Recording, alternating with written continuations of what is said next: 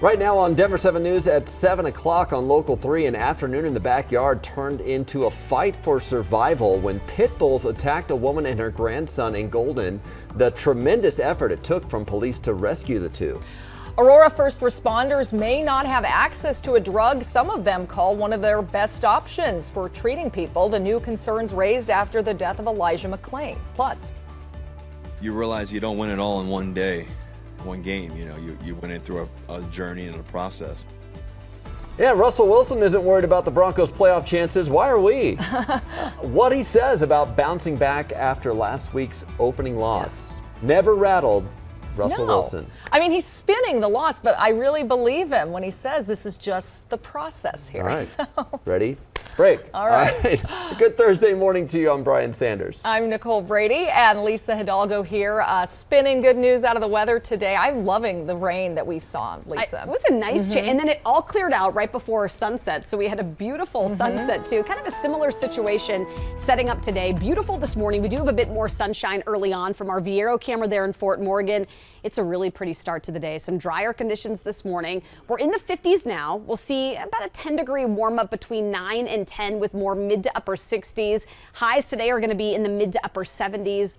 Definitely more fall-like for us here in town. Fort Collins at 74 today.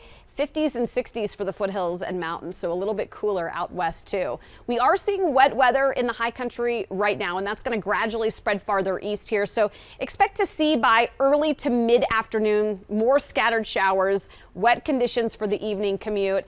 It caused a bit of a slowdown on the roadways yesterday afternoon, so probably a same scenario today. And right now it's wet up in Vail, and you can see that along I-70 all the way Glenwood Springs, as Lisa's been talking about some of the wet conditions down in town and just on the east side of town. Going up to Vail Pass, it actually doesn't look too bad. Some damp areas here, but you're going to find those wet conditions on I-70 slowing down the speed slightly. Here in town, you see the big problem spot is still on I-76. Now, taking a look from Air Tracker 7 right here at the Commerce City split, they are trying to get all lanes open and get the cars all cleared up here on the tow trucks. It's going to still take some time, but until then, we have a huge traffic jam. You can see it on the map this morning, looking at about 45 minutes just in there. I would try to get to I-25, either 120th, 104th, anything like that, because all the side roads in here, 96th, the Monaco, McKay, all of them, the frontage road, it's all a mess for you trying to get around that crash. And then westbound I-70 right around Havana, still dealing with a little bit of an accident there. We do want to get you updated on some breaking news here. 4 people are in the hospital after a fire broke out in a townhome in Westminster. Firefighters tweeted these photos within the last hour. They say they had to rescue 3 people and a dog from a 3rd-story window. The fire was contained to just this one unit. We still don't know what caused the fire. Also breaking from overnight, the looming strike of railroad workers is on hold for now thanks to a tentative deal. The Biden administration announced the agreement just this morning, and we know some of the basics. Workers will get 24% raises over 5 years, with a 14% raise and bonuses immediately. The contracts still have to be ratified by individual unions. In a statement overnight, the president said the deal will keep our critical rail system working and avoid disrupting our economy. We are also working to learn if long-distance passenger trains scheduled for today are back on. Amtrak had canceled the trains yesterday due to contract negotiations, anticipating a strike today. Amtrak itself and its workers were not involved in negotiations, but their trains do use a lot of freight rail lines. Routes affected include the California Zephyr, which comes through Denver's Union Station, and the Southwest Chief, which travels through southeast Colorado. Well, a grandmother and her grandson in Golden are recovering, thankfully, after a scary dog attack. They were mauled by 2 pit bulls in their backyard. The boy ran off for help. Denver 7's Jessica Crawford is live, and Jessica, it took several police officers to get the dogs off the woman. Yeah, you can just imagine the fear and the pain that she felt. Well, yes, officers did have to come between 2 pit bulls and an 89-year-old woman to help stop that attack. Ultimately, those officers did tase those pit bulls. Here is a look back at video from the scene that took place yesterday. We're here on West 1st Avenue in Golden. The dogs attacked the 12-year-old, and he got away to a neighbor's house to call police. When officers arrived, there was a trail of blood going up to the house and they found the dogs actively attacking the woman in the backyard. Every time officers approached the grandmother, the dogs would just start circling the police. They shouted at the dogs, but that didn't work, and they had to use tasers and beanbag shotguns to get them to back off. The grandmother is hospitalized with critical injuries, and the boy was airlifted to Children's Hospital. Police say the dogs involved in the attack are currently contained and they are not a threat to the public. The victims did know the dogs, but it's not clear who they belong to. Now, I did check the city code, and Golden does not have a ban on pit bulls. However, it is unlawful here to have a vicious animal. So if you have an animal that is involved in a vicious attack, then that animal could be impounded, and in some cases, they could be put down. Live from Golden, I'm Jessica Crawford, Denver 7. Local prosecutors say there is still not enough evidence to charge anyone with a crime after 5 people were found dead from suspected fentanyl use inside a Commerce City apartment. The Adams County District Attorney says his team has been working tirelessly to try to solve this case, including adding extra help from Merrick Garland and the Department of Justice. The DA says the only evidence, though, is the group did not know the drugs they were taking were laced with fentanyl. In order for us to charge someone with these deaths, we need to have an identifiable suspect who we can prove sold the drugs that were laced with the fentanyl that killed these 5 individuals. And we do not have that today. District Attorney Brian Mason there says they could have a suspect or suspects eventually, but it all comes down to more leads and more new evidence. Meanwhile, Aurora City Councilors are pushing to stop the use of any new sedatives by Aurora Fire paramedics. The use of the drugs came under fire after the death of Elijah McLean, who died in 2019 after paramedics injected him with a large amount of ketamine. The city has since banned the use of ketamine, and 3 police officers and 2 Aurora Fire paramedics are facing criminal charges.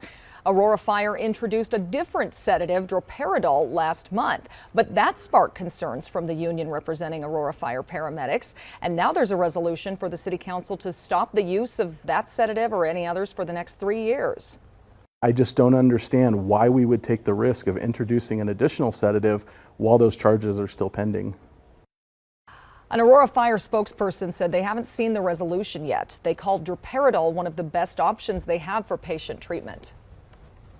Taking a live look from London this morning, droves of people have lined up to say their goodbye to Queen Elizabeth II after she passed away 1 week ago today. 750,000 people are expected to come pay their respects. The line is stretched for nearly 4 miles around the River Thames, waiting for the opportunity to say goodbye. Many have paused inside Westminster Hall, others bowed.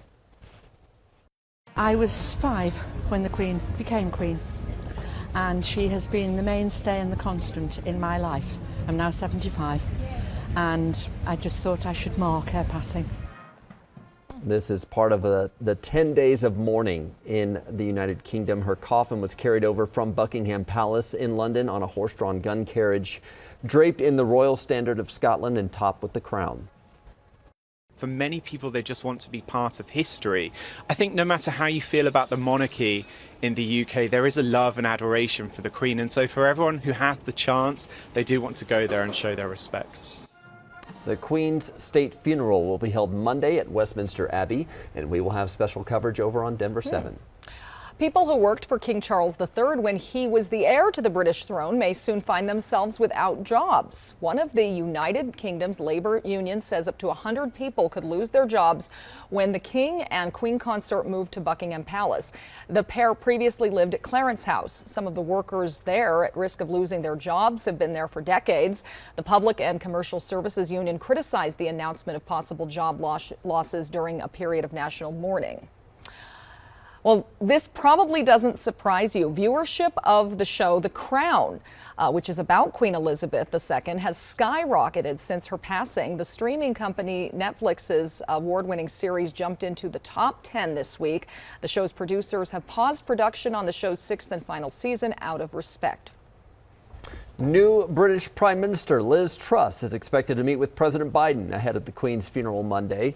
It will be their first meeting together since she took office just last week.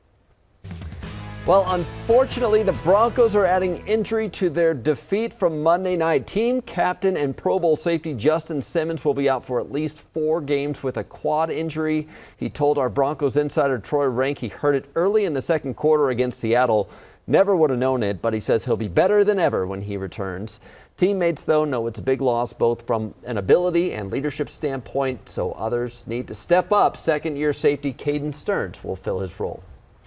Meanwhile, the Broncos at least will be back at home this weekend, trying to bounce back from that loss in Seattle. And Russell Wilson taking it in stride. He says it's just part of the team's journey to success in the postseason. The thing about great teams is they always respond. If you want to be a championship team, you got to respond. You realize you don't win it all in one day, one game. You know, you win it through a journey and a process, and you have to go through a little bit of adversity to get to the other side. You know, and that's just what it is. You know, if you want, you got to be able to have a little challenge and a little, you know, I always say adversity tolerance to be able to get to the other side of greatness and what that looks like. And now they'll have the hometown crowd cheering them on. We'll see how they do at Empower Field in front of that packed house. Kickoff is Sunday afternoon against the Texans at 2:25. How much free preschool some kids in Colorado could get after a meeting today. And the owner of Patagonia Clothing Company is turning over his share to Mother Earth, what he plans to do with the company's $100 million a year in profits.